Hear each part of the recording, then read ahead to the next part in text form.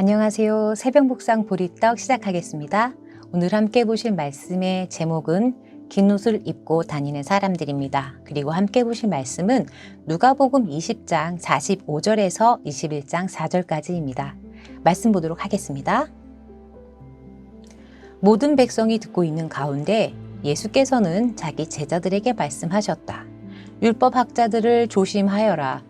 그들은 예복을 입고 다니기를 원하고 장터에서 인사받는 것과 회당에서 높은 자리와 잔치에서 윗자리를 좋아한다. 그들은 과부들의 가산을 삼키고 남들에게 보이려고 길게 기도한다.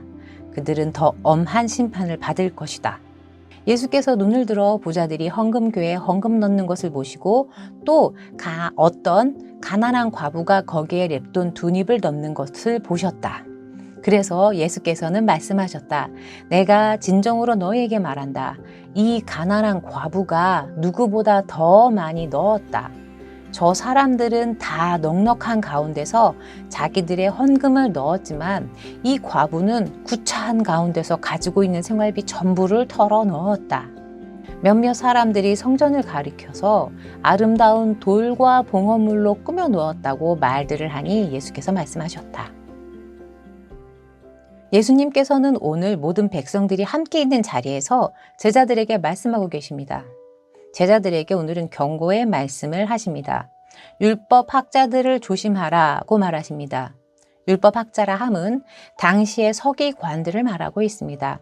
서기관들을 조심하라고 말씀하고 계십니다.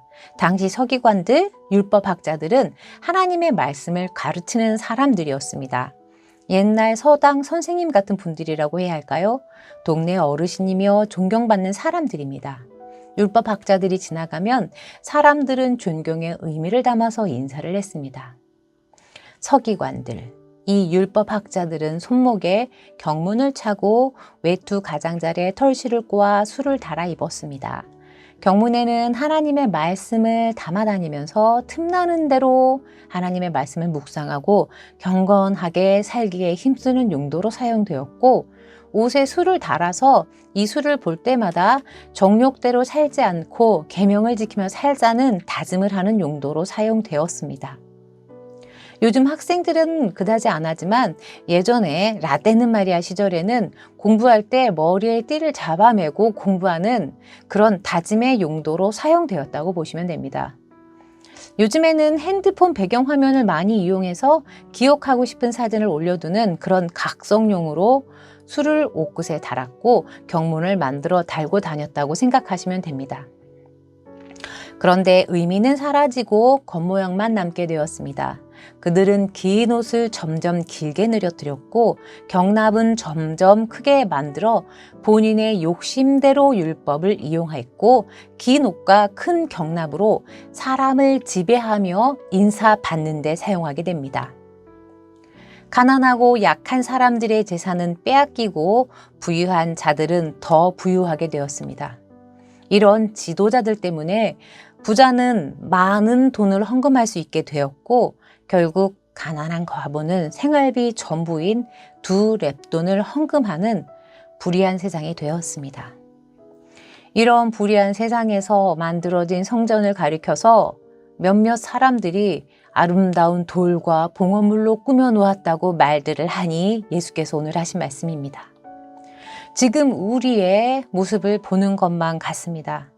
강남 20억 넘는 아파트를 가진 사람들의 지방세와 종부세는 작년에 비해 내려갔고 대출을 받아 겨우 전세 한 칸 사는 사람들의 대출 이자는 높아져서 다시 월세로 내려가는 상황입니다. 월급장의 4대 보험비는 또 오른다고 합니다. 가난한 자들의 세금을 걷어서 부유한 자들의 세금을 줄여주고 있는 실정입니다. 세계 정세는 점점 더 힘들어져 가고 있고 국고의 단란은 바닥으로 내려가고 있는 상황에서 서민이나 사회적 약자를 보호하기보다는 있는 자들의 권익을 더 보호해주고 있는 지금 현실과 저 예수님 당시의 상황이 참으로 비슷하다는 생각을 하게 됩니다. 지도자는 양떼를 인도하는 목자와 같다고 예수님은 말씀하십니다. 지도자들이 잘못된 길을 가면 그 피해는 고스란히 양떼들이 맞게 됩니다. 어리석은 목자로 인해 길 아닌 곳에서 방황하기도 하고 때때로 위험에 처하기도 합니다. 예수님 시대의 이 모습이 남 이야기처럼 느껴지지가 않습니다. 권력을 유지하기 위하여 가난하고 약한 사람들의 재산을 빼앗아 부한 자들의 재산을 불려주는 그런 정책을 펼치는 지도자들 때문에 오늘의 과부는 생활비 2렙돈이 전부입니다. 1데나리온은 하루 일꾼의 품삯이라고 합니다.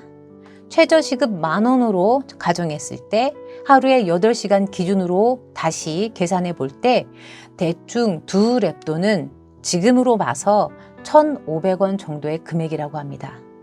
1,500원이 하루 생활비인 과부는 그 전부를 하나님께 드렸다고 합니다. 이런 사회 속에서 예수님은 평등과 사랑과 나눔을 외쳤습니다. 이런 사회를 만든 율법 학자들을 나무라며 이들을 조심하라고 예수님은 제자들에게 말하고 있습니다. 우리가 살고 있는 사회의 모습은 어떤지 돌아보게 됩니다. 정말 걱정이 되지 않을 수 없습니다. 그리고 우리가 할 수 있는 일이 무엇인지 돌아보게 됩니다. 예수님께서 제자들에게 하셨던 율법 학자들을 조심하라는 말씀을 다시 한번 깊게 새겨보게 됩니다. 리더가 어떤 사람인지가 이렇게 중요하다는 것을 깨닫게 됩니다.